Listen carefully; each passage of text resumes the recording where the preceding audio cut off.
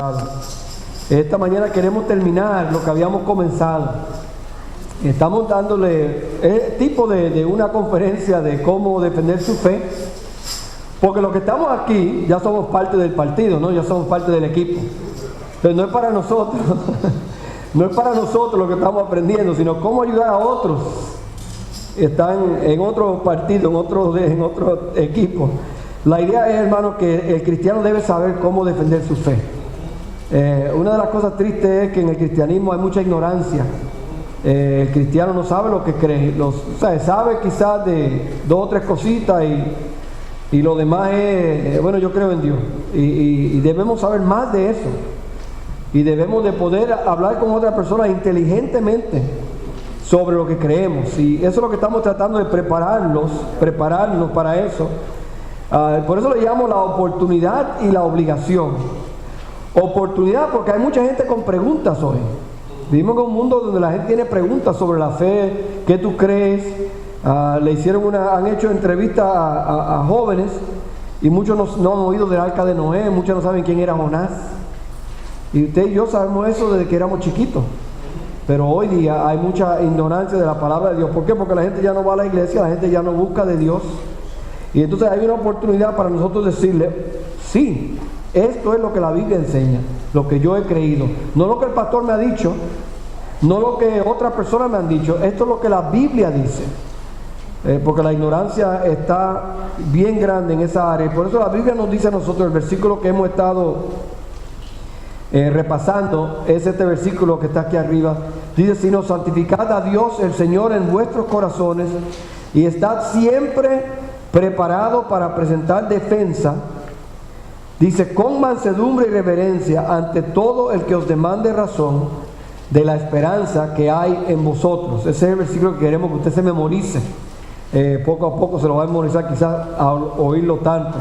El otro versículo tema que estamos usando es, andad sabiamente para con los de afuera, con los no creyentes, redimiendo el tiempo. ¿Por qué? La Biblia dice, hay que redimir el tiempo. Y sea, porque estamos en los últimos días, sea vuestra palabra siempre con gracia, sazonada con sal, para que sepáis cómo debéis responder a cada uno.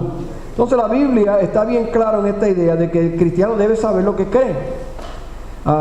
Sabemos que hay un elemento de que uno puede decir, bueno, yo creo en Dios por fe, y yo me crié en la iglesia y todo eso está bien para nosotros, pero no para los de afuera. Usted tiene que darle a ellos hechos, verdades,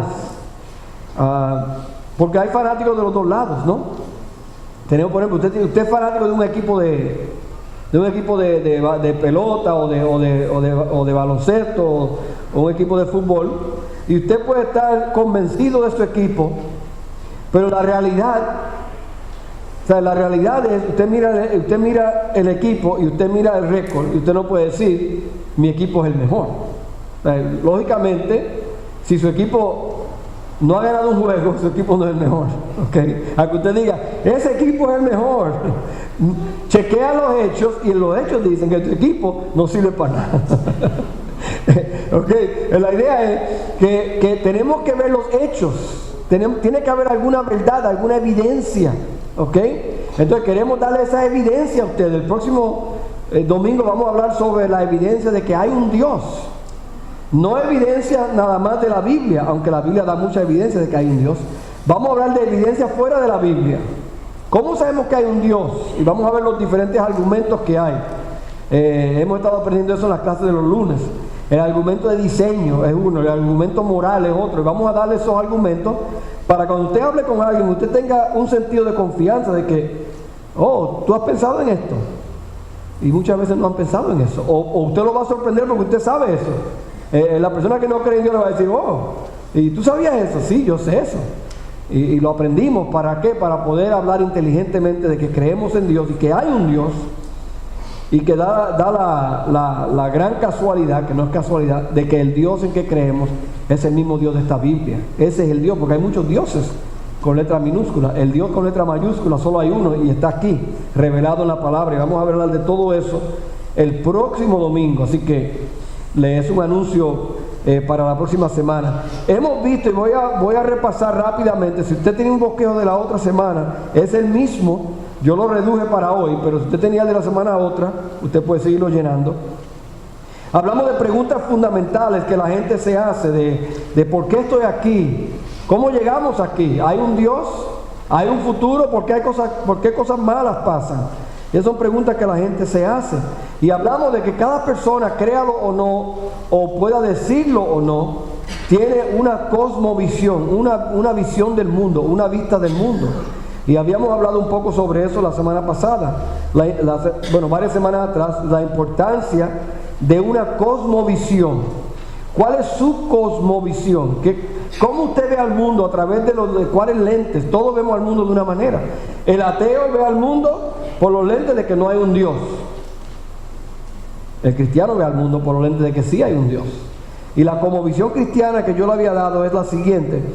Dice, vivir nuestra vida para gloria de Él, gloria de Dios, y regocijarnos en Él, en Dios, conocerlo a Él íntimamente y disfrutarlo para siempre. Esa debe ser la meta de toda persona en el planeta Tierra. No lo es, pero para el cristiano mínimo debe ser eso. Afirma que el hombre es un pecador y que necesita a Dios y su palabra para guiarse en la vida. Y esa persona entonces busca la santificación o el crecimiento espiritual, la madurez, y busca la gloria de Dios. Esa debe ser la meta de todo cristiano, toda persona que ha creído en Cristo y que cree en Dios. Esta debe ser nuestra meta. Entonces hemos hablado de las preguntas, hemos hablado de la importancia de su cosmovisión, hemos hablado de la necesidad de defender su fe, porque es necesario. Hemos hablado sobre verdades fundamentales, fundacionales, y de esas verdades es que la fe cristiana es una fe inteligente, una fe objetiva, una fe basada en lógica y en razón. Nosotros no creímos en el Señor por ignorancia, porque yo tengo fe, pero ¿fe en qué? Y no sabemos cómo definir. Es una fe basada en verdades bíblicas, en verdades hasta filosóficas que vamos a observar en las próximas semanas.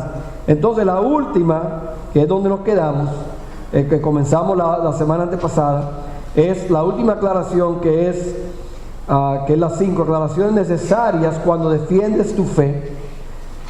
Y vimos la semana antepasada, y disculpen si usted no estaba aquí para eso, pero estará en YouTube pronto para que lo vean. La defensa del Evangelio no es suficiente para que alguien acepte a Cristo. No es simplemente ganar un argumento. ¿Por qué? Porque el Espíritu Santo es la única persona que puede salvar a alguien. Usted puede saber más que el ateo y demostrar al ateo que usted sabe más que él, pero el ateo ¿sabe qué? Todavía no va a creer, porque su cosmovisión es que no hay un Dios. Entonces solamente el Espíritu Santo puede hacer que una persona crea.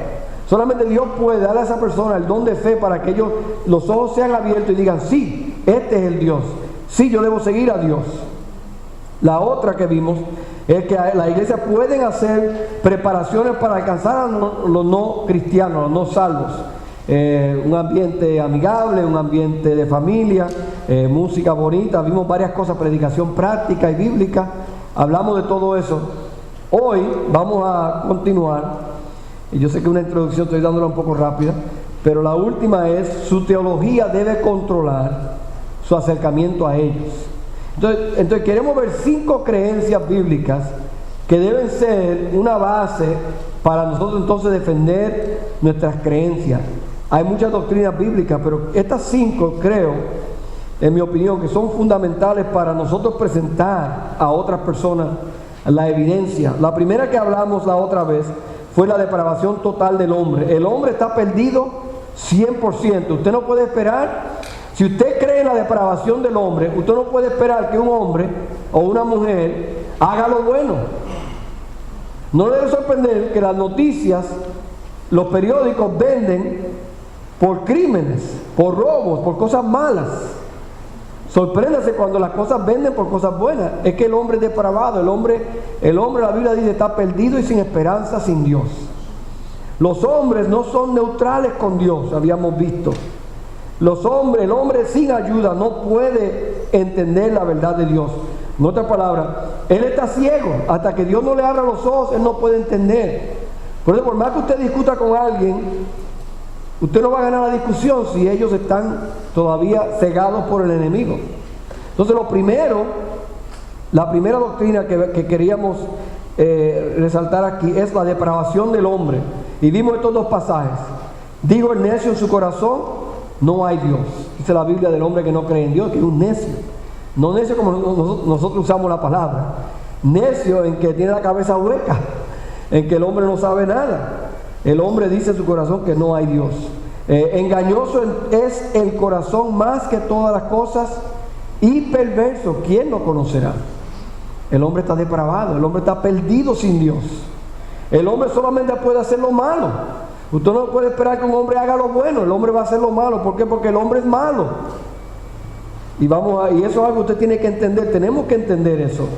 Que no es solamente, si esa persona tuviera un poquito de religión, o si esa persona tuviera un poquito de esto, de aquello, sería ya una tremenda persona. No, sin Cristo estamos depravados. Y hay que entender eso, sin Cristo no hay salvación. Sin Cristo está la gente perdida sin esperanza, en este mundo y en el venidero. Creemos eso. Lo segundo que creemos es que Satanás ciega el corazón de los hombres. Dice la Biblia que Él es el Dios de este mundo y Él los ciega para que no puedan entender ni ver la luz de Cristo. Dice el versículo que habíamos leído la semana antepasada. Pero si nuestro evangelio está aún encubierto, entre los que se pierden está encubierto, en los cuales el Dios de este siglo, que es Satanás, cegó el entendimiento de los incrédulos. Entonces hay gente que hoy día no creen tampoco en Satanás, o sea, no creen en Dios y no creen en Satanás. Entonces la pregunta es: ¿de dónde viene lo bueno y de dónde viene lo malo? Porque hay cosas malas. ¿De dónde vienen? De un hombre llamado Satanás, que la Biblia define claramente, un ángel caído que tiene su ejército de demonios, y ellos ayudan a causar mal en donde quiera que vemos, donde quiera que miramos, porque Él ciega los ojos de aquellos, dice la Biblia, para que no le resplandezca Cristo. Todo eso es introducción. Vamos a orar y entrar en la parte de hoy. Padre, ahora queremos que tú nos ayudes en este tiempo que nos queda para terminar esta serie de oportunidad y obligación de defender nuestra fe. Señor, danos entendimiento sobre estas cosas para que podamos ser personas que tú puedes usar, personas que podamos ser personas que cuando hablamos con alguien podamos hablar inteligentemente, lógicamente y bíblicamente sobre tus verdades. Señor, para que ellos vean que el cristiano sí sabe lo que cree y hay una base por la cual creemos lo que creemos. Así que ayúdanos hoy en el resto del tiempo aquí para que podamos concretizar en nuestras mentes lo que creemos y lo que vamos a seguir haciendo en nuestra vida cristiana, propósito de crecer, de madurar, de aprender, para conocer mejor lo que ya hemos dicho que hemos creído. En el nombre de Jesús. Amén. La tercera doctrina que quiero que veamos es que todos fuimos hechos a la imagen de Dios. Cuando yo menciono la imagen de Dios, usted piensa quizá en nuestra figura, en nuestra manera, en nuestra persona física. Pero la realidad es que Dios es espíritu. Dios no tiene brazos, Dios no tiene piernas, Dios no tiene cara, Dios no tiene labios. Cantamos canciones: Dios, tú eres bello, Dios, tú eres precioso. En realidad, nadie ha visto a Dios. Él es un espíritu. Entonces, Él no es una persona como usted y yo, de carne y hueso. Cuando la Biblia menciona que Dios, la mano de Dios es simplemente simbólico. Dios es un espíritu. Entonces es difícil nosotros entender eso. Entonces, ¿cómo fuimos hechos a la imagen de Dios? Porque somos personas como Dios. Dios es una persona. Dios tiene intelecto, Dios tiene emociones y Dios tiene voluntad. Y usted y yo tenemos esas tres cosas. Tenemos personalidad, se le llama eso una personalidad. Tenemos intelecto, tenemos emociones y tenemos voluntad. Y algunos más voluntariosos que otros, pero tenemos voluntad todos, ¿no? Entonces la idea es que así somos como Dios. Somos hechos a su imagen. Así, de esa manera. Como somos hechos a la imagen de Dios, tenemos un conocimiento innato de Dios.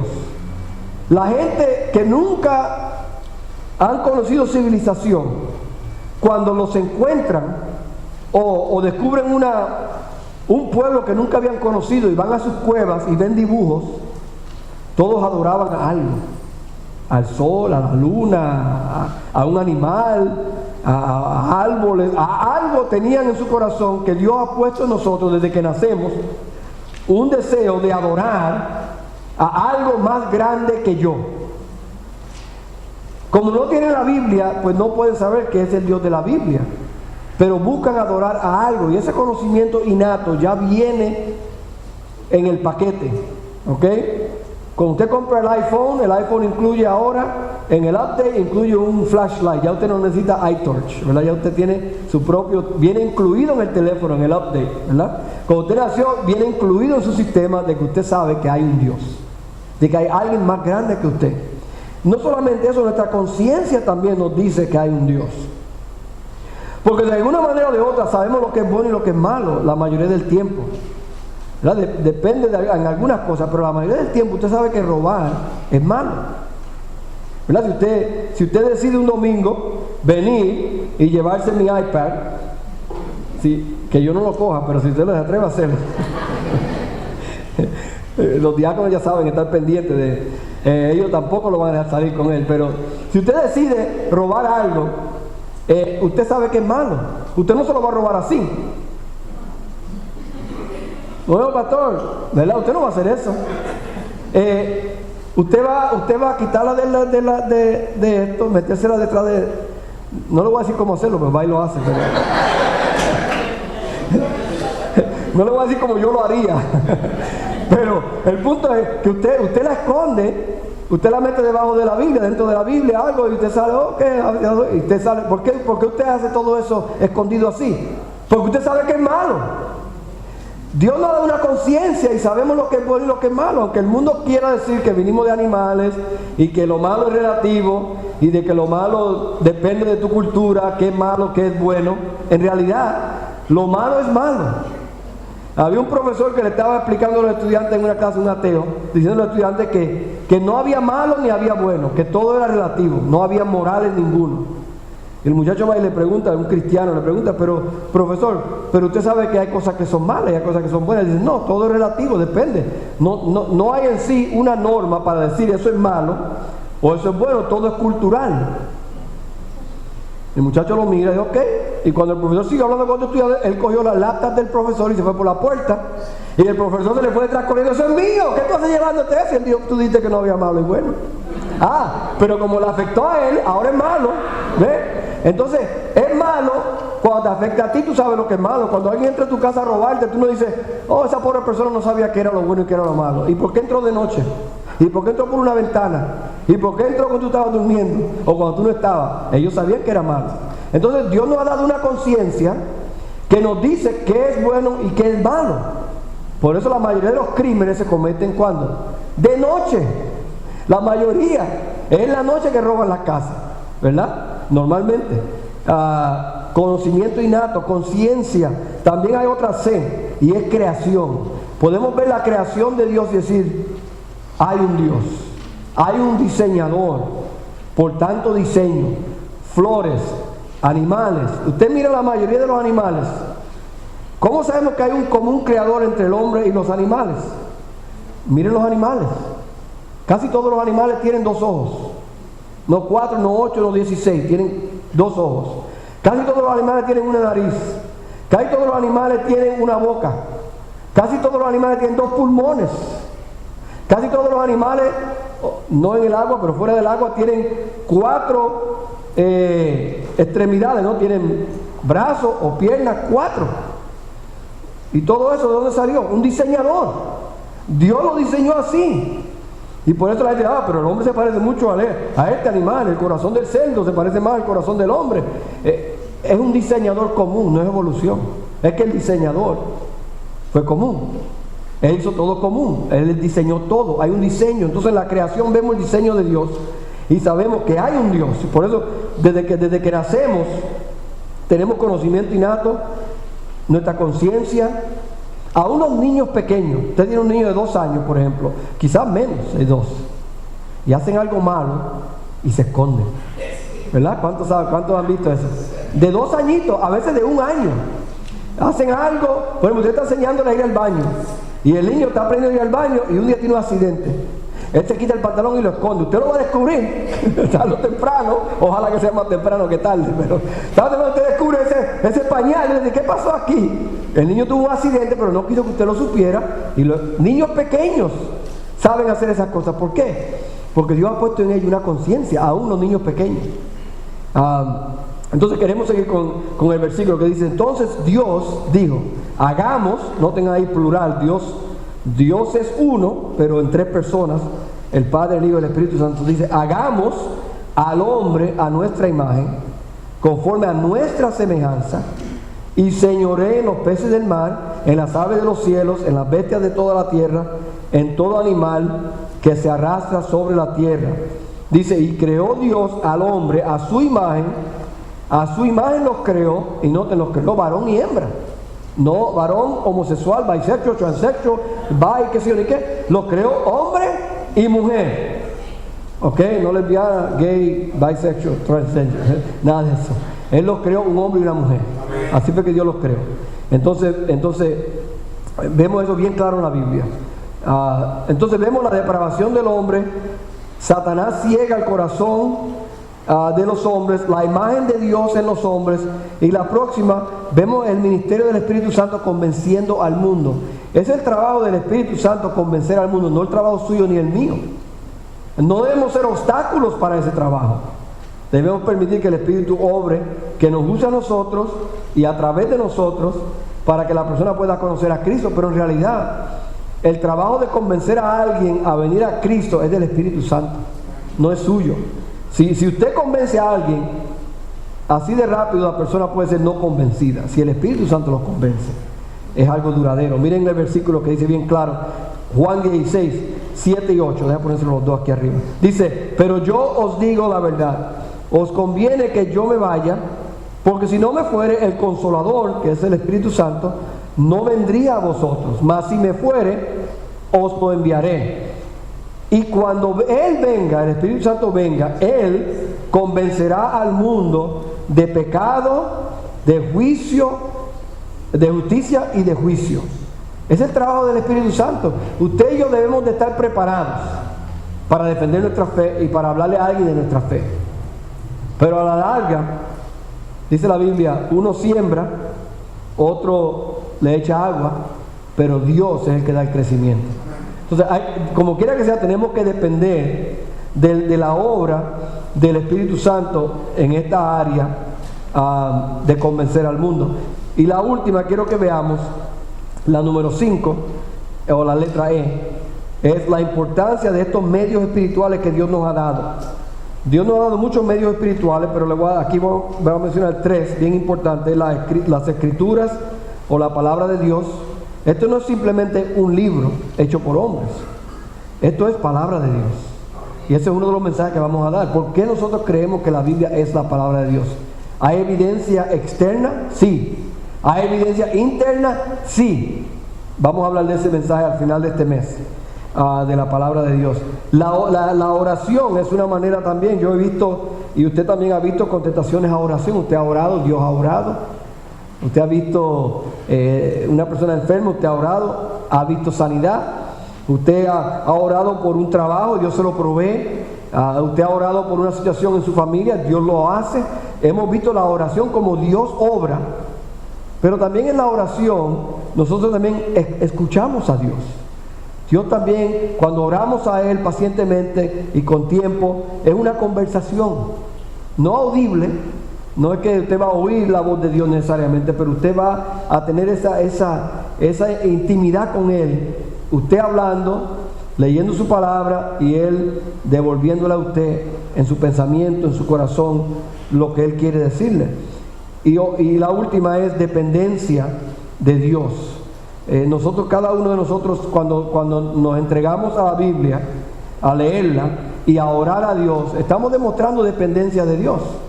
Hay un amigo mío que siempre dice, porque el movimiento donde yo salí se llaman Iglesias Bautistas Independientes, y él siempre dice, yo soy bautista dependiente.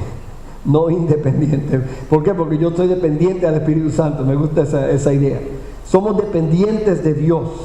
Y entonces esas doctrinas deben ser las que nosotros entendemos bien claro cuando hablamos con alguien. Porque tú puedes hablar con alguien y decir, oye, esa persona le falta poco, le falta mucho, pero usted en realidad no sabe.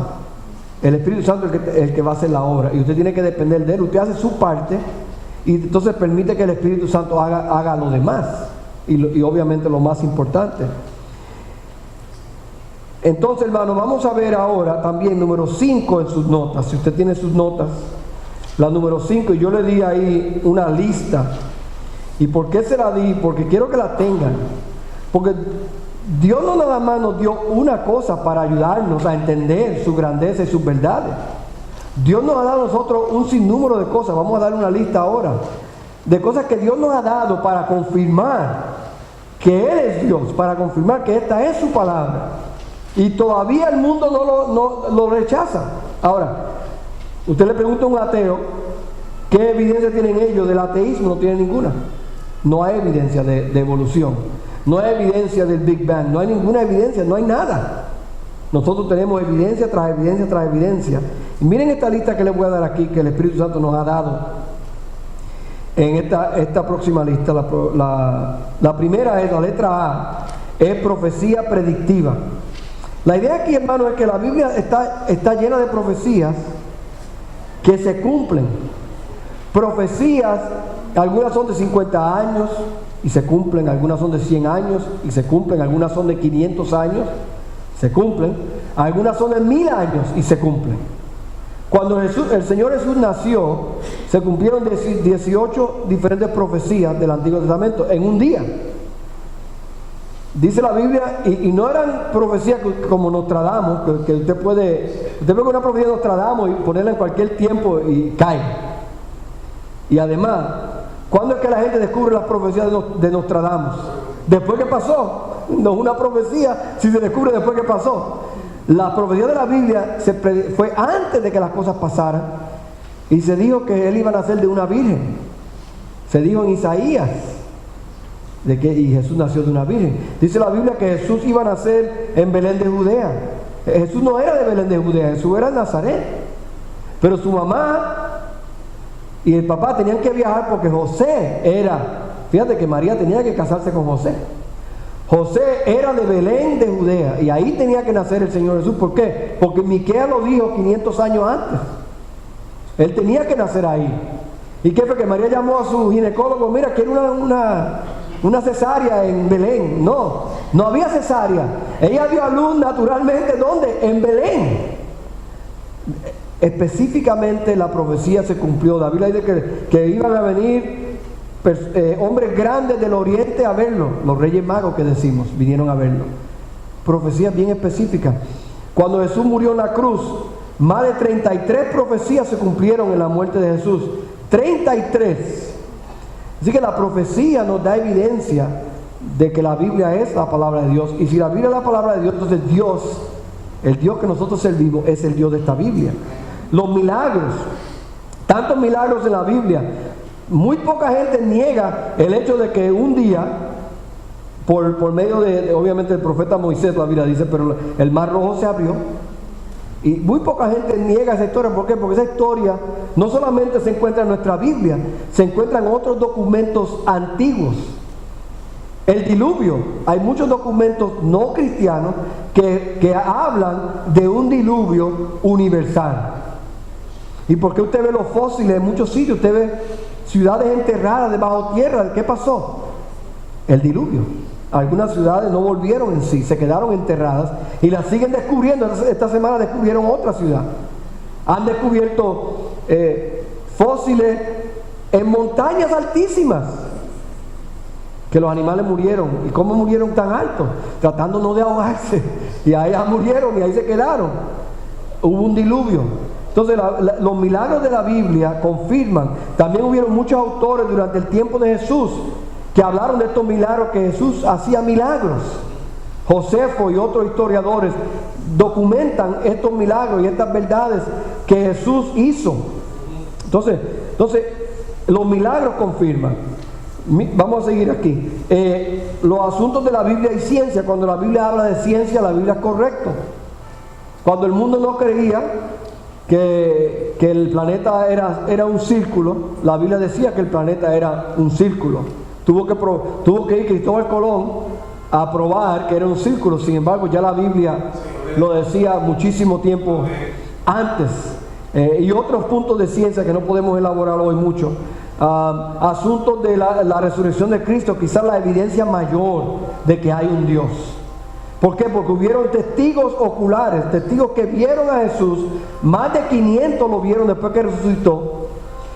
También hay evidencia de escritos que hablaban de este hombre, Jesús de Nazaret. Y vamos a hablar de un mensaje completo sobre la resurrección de Cristo, porque esa es la evidencia principal quizás. La revelación natural, lo que hablamos de la creación del mundo. Dios se ha revelado en lo natural. El origen y la existencia y el crecimiento de la iglesia. Yo creo que estoy atrasado, ¿verdad? Ahí. El origen, existencia y crecimiento de la iglesia primitiva. ¿Por qué eso es importante? Porque imagínense, Jesús lo cogen, lo torturan, lo crucifican.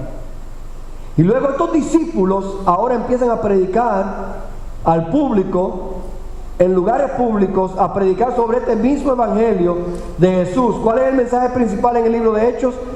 La muerte y resurrección de Cristo. Y estos discípulos que son locos, los van a matar a ellos. Exactamente, a toditos los mataron, menos a Juan el apóstol amado. Todos los mataron en una muerte cruel y vil. ¿Y por qué ellos hicieron eso? Porque ellos creyeron y murieron, no por una mentira, murieron por una verdad. Todos. ¿Quién muere por una mentira? Nadie. Pero ellos murieron por una verdad. Entonces, esa iglesia creció de una manera fenomenal. ¿Se recuerdan? El primer mensaje de Pedro en Pentecostés, 3,000 se convirtieron. Después más, 25,000. Bueno, esa iglesia era enorme. Seguro eran iglesias regadas, pero la iglesia creció muchísimo al principio.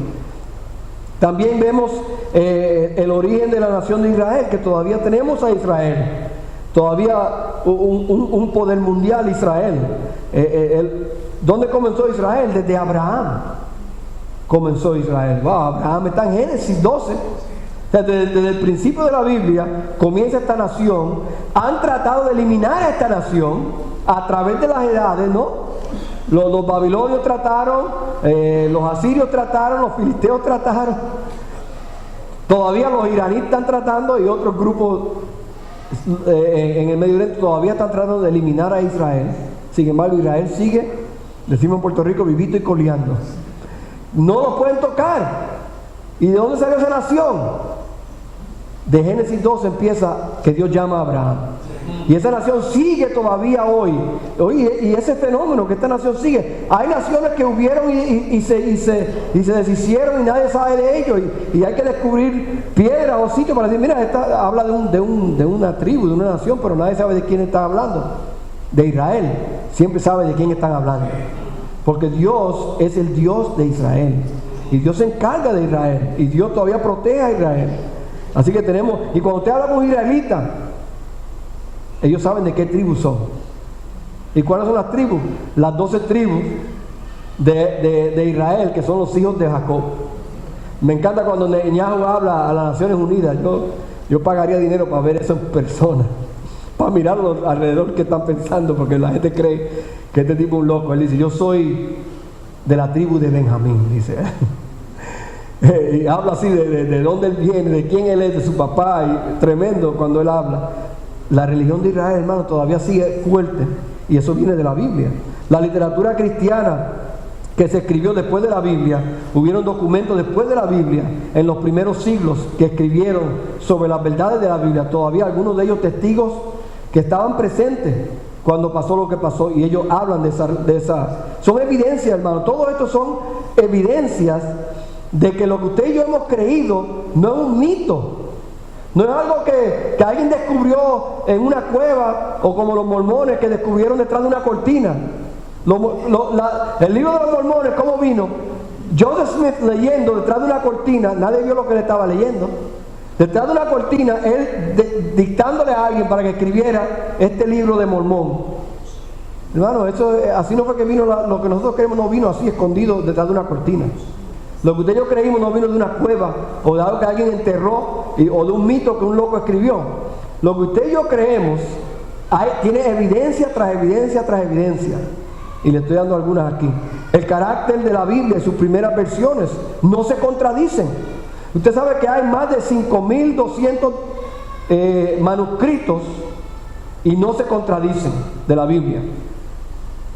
Más de 5.200 y no se contradicen. Se encontraron en diferentes continentes, en diferentes lugares, en diferentes idiomas y no se contradicen. 99% de exactitud. ¿Qué otro libro tiene esa exactitud? Ninguno. Solo la Biblia. Vamos a hablar de eso cuando hablemos de la palabra de Dios. La arqueología. Cuando la Biblia habla de arqueología, la Biblia menciona un pueblo cerca del mar de Galilea. Recientemente se descubrió ese pueblo. Hace como 3 semanas atrás, alguien me envió un email, creo que fue Lisette que me lo envió, que encontraron un pueblito donde la Biblia lo menciona, no me acuerdo el nombre ahora de memoria, pero queda en la orilla del mar de Galilea. Nunca se sabía si ese pueblito existía o no existía. Hace 3 semanas lo encontraron. Mira el pueblito que la Biblia dice. ¿Y dónde estaba? En la orilla del mar de Galilea, donde mismo dice la Biblia que estaba. Cuando la Biblia habla de arqueología, confirma las verdades de la Biblia. No un invento. Cuando la Biblia menciona a Jericó o cuando la Biblia menciona a diferentes lugares en la geografía de la Biblia, esos lugares están donde Dios dijo que iban, donde Dios dice que están. También los efectos y los beneficios de la predicación del Evangelio. Cuando uno predica el Evangelio y uno recibe a Cristo como Salvador, Dios cambia a uno. Dios hace una obra en uno, a veces más lenta que otra, pero Dios hace una obra en uno y Dios va cambiando a uno, y si uno permite que Dios lo cambie, Dios lo cambia. ¿Y cómo pasa eso? Porque es Dios, es la verdad de Dios, los efectos y los beneficios de la predicación del Evangelio. Por eso la Biblia dice que hay que predicar el Evangelio a toda criatura. ¿Por qué? Porque es el poder de Dios para salvación. Y la última es, ya la tenía ahí, que es la lógica. Aunque esa no queremos usarla muy fuertemente, pero la realidad es que mucho de lo que usted y yo creemos es lógico, tiene sentido, tiene razón. Hay muchas creencias, muchas religiones que cuando usted oye lo que ellos creen, usted dice, ¿ellos creen eso? Tienen que estar locos para creer eso. Pero lo que nosotros creemos va con la lógica, no contradice la lógica. Y vamos a terminar con este último punto, la número 6, que son precauciones. Yo sé que estamos un poquito tarde aquí con el tiempo, pero ustedes disfrutaron la alabanza, ¿verdad que sí? Ok. Ahí fue que nos pasamos del tiempo, pero ahora denme 5 minutitos más. Primero, hermano, una precaución es ore mucho por esto. Que Dios le dé oportunidad de hablarle a personas, que le dé entendimiento para hablarle a ellos. La oración es una de las armas más importantes del creyente y una de las menos usadas. Vigile su actitud. Nunca le hable a alguien con un sentido de que usted sabe más que ellos, de que usted es superior a ellos, de que usted lo sabe todo y ellos no saben nada. Usted respete la creencia de otra persona. Si alguien dice, mira, yo creo que yo vine del mono, y podemos decirle, quizás tú y tu mamá vinieron del mono, o sea, no le diga así. Usted respete la creencia. ¿Todo tú crees eso? Fíjate, yo creo que Dios me hizo a mí, que Dios me creó a mí, que Dios creó al hombre a su imagen, y yo no vine de un animal. Yo tengo un alma, el animal no tiene alma. El animal no tiene razonamiento, el individuo tiene razonamiento. Entonces usted trate de hablar con ellos, no ridiculizándolos, sino ver su actitud, que su actitud sea una de humildad. Hay un versículo que a mí me encanta, y es que Pablo dice, ¿qué tú tienes que tú no has recibido? O sea, entonces, si usted sabe algo de la Biblia, tú lo has recibido. Eso no vino de ti, eso no salió de ti, Dios te lo dio. Entonces lo que tú tienes fue dado a ti. Compártelo a sí mismo, como que vino a ti de otra manera, de alguien, y tú quieres impartírselo a otra persona. Y yo creo que también, hermano, con la actitud tenemos que también hablar de modales, de ser respetuosos, de escuchar. Una conversación no es de un lado. Por eso que yo no permito, yo recomiendo, mejor dicho, y en mi casa no permito, pero recomiendo que usted no permita que los testigos de Jehová entren en su casa. ¿Por qué? Porque ellos no dejan que usted hable. Ellos quieren hablar y usted nada más escucha. ¿Por qué? Porque ellos no quieren tener una conversación. Ahora, si ellos quisieran tener una conversación y me permiten a mí abrir mi Biblia y darle versículos, ellos no quieren eso. Entonces, no es una conversación, porque el cristiano no debe tenerle miedo a nada. Usted anda con la verdad no tiene miedo a nada. Entonces usted va con la verdad. Ellos quieren abrir su Biblia, que abran la de ellos. Ellos quieren dar su opinión, que den su opinión. Y usted le da la suya. No le tengan miedo a la mentira. La verdad siempre gana. Así que, pero cuidado con su actitud. Hermano, tenga entusiasmo cuando usted habla de las cosas de Dios. Así como usted habla de su partido político, o de su equipo favorito, o de su país, usted habla con entusiasmo. Hable con entusiasmo de lo que usted cree de Dios. Sí, yo creo eso de Dios. Y hable con un entusiasmo que usted tiene una sonrisa en su cara de lo que usted ha creído, y Dios ha sido tan bueno conmigo, y Dios me ha permitido, y siempre señale a Dios, hermano, con entusiasmo, para que ellos vean que lo que usted cree, usted verdaderamente lo cree. Usted no es un vendedor, usted es un cliente, como el anuncio del hombre que usa el ungüento para el calvo, para crecer pelo. Él decía, yo no soy solamente un vendedor, yo soy un cliente. Usted no solamente es un vendedor del evangelio, usted es un cliente también. Usted está entregado a esto. Demuéstrelo con su entusiasmo. Preparación, prepárese, estudie. Una de las pocas cosas que los cristianos hacen hoy. Es triste. Conocemos las canciones, conocemos todas las letras de nuestros cantantes, conocemos todos los actores, actrices de nuestros programas de televisión, de nuestras novelas, pero no sabemos quiénes eran los 12 apóstoles, no sabemos quiénes eran nadie de la Biblia, no sabemos las doctrinas de la Biblia, sabemos todo menos lo de la Biblia, que es lo importante. Estudie, practique lo que usted ha estudiado, o sea, practíquelo con otra persona, ensáyelo. Oye, mira, esto suena un poco complicado, pero déjame explicarte, a ver si me doy a entender. Y practíquelo. Hermano, estudie, lea libros. Hay muchos libros que usted puede comprar sobre las verdades de la Biblia, y usted puede leer esos libros. Estamos leyendo uno ahora que se llama El Caso de Fe, en la clase del lunes. Ese mismo hombre que escribió un libro, El Caso de Cristo, tremendo libro. Lee Strobel se llama. Y otros libros así, léalos. Hermanos, seamos diligentes o sea, no se conforme diciendo, ay, es que yo no sé mucho de la Biblia. Esa actitud es una actitud muy pesimista. ¿Cómo? ¿No sabes mucho de la Biblia? Pues agárrate la Biblia y ponte a leerla. Tú no dices, ay, yo no sé mucho cocinar y mi esposo se molesta conmigo. Aprende a cocinar.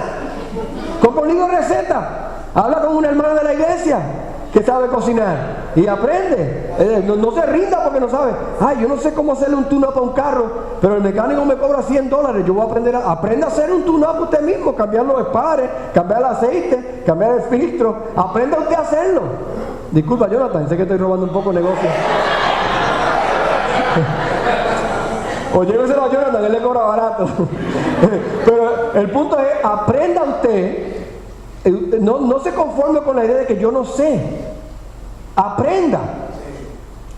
O sea, si en esta iglesia estuviéramos llamando a un profesional cada vez que necesitamos algo arreglado, estuviéramos sin fondo siempre.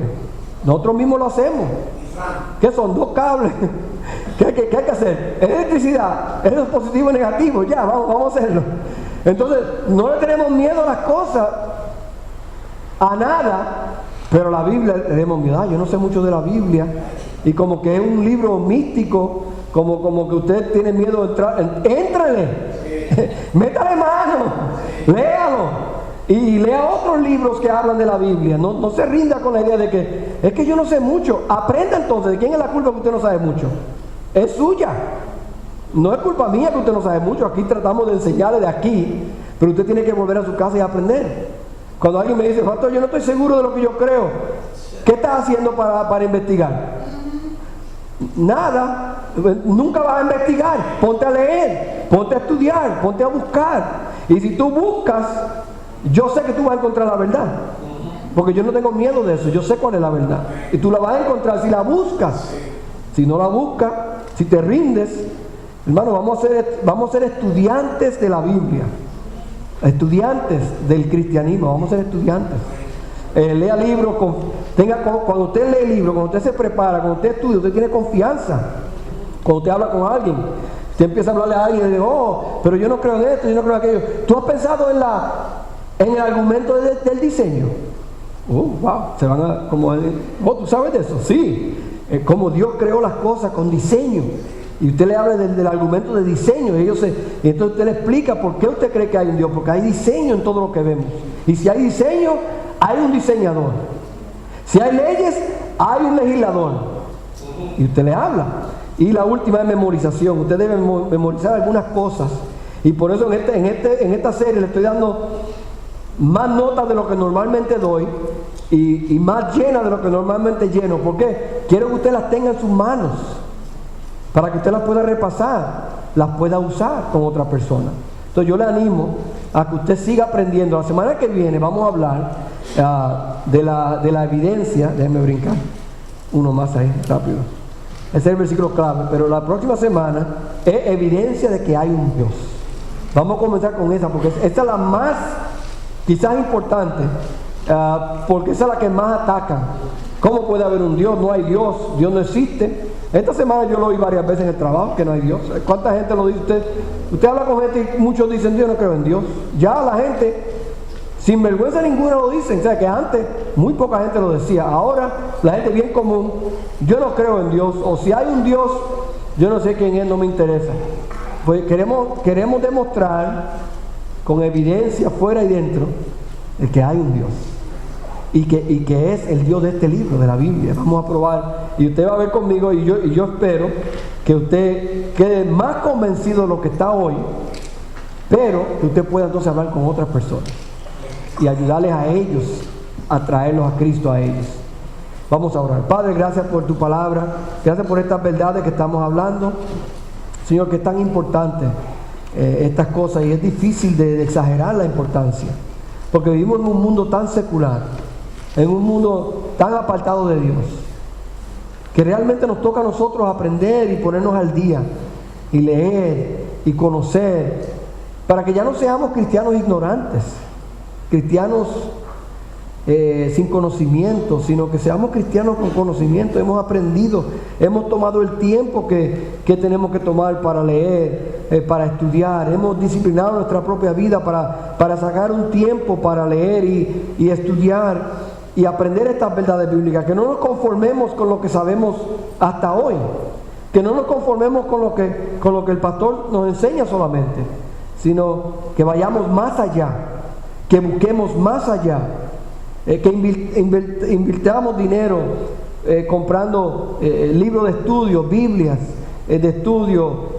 y otros materiales para aprender y ser cristianos preparados para dar una defensa a todo aquel que la pida.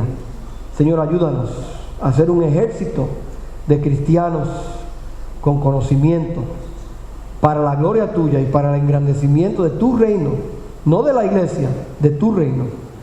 Señor, así que pedimos que tú obres en cada uno de nosotros en este día, y llévanos, Señor, a nuestros hogares con tu cuidado, en el nombre de Jesús. Amén. Muy bien, hermanos, queremos